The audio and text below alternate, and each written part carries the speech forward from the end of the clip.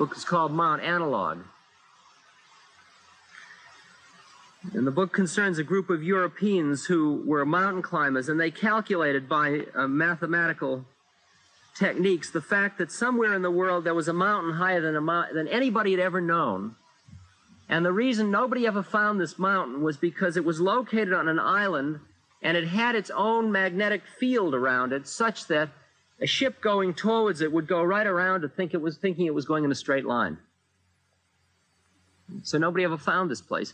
And they computed it, and they computed that if you approach this island from the west looking east at sunrise or sunset at certain times, seasons, certain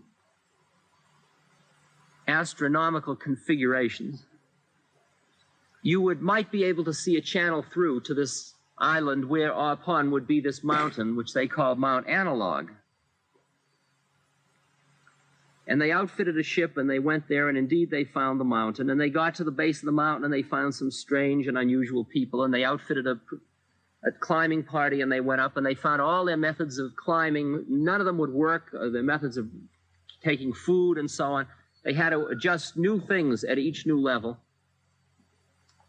which is exactly a perfect metaphor for the journey into consciousness, which is what the book was about. René Daumal was a nitrous oxide sniffer in the 30s in Paris.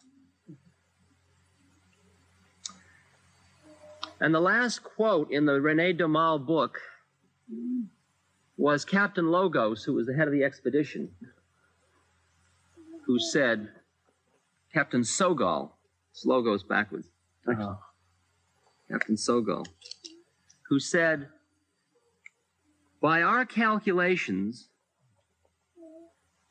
thinking of nothing else,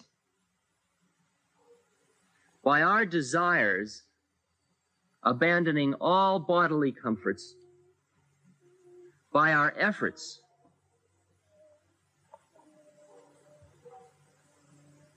renouncing all other considerations, we gained entry into this new world.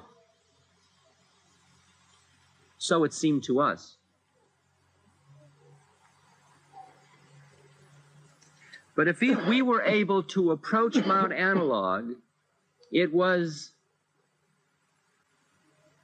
because the invisible beings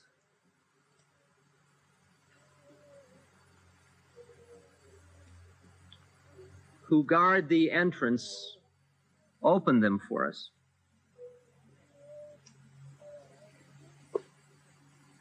The cock crowing in the milky dawn thinks that its call raises the sun. The child crying in a closed room, howling in a closed room, thinks that its cry opens the door. But son and mother follow courses set by their own beings. Those who saw us, even though we could not see them, opened the door in answer to our puerile calculations.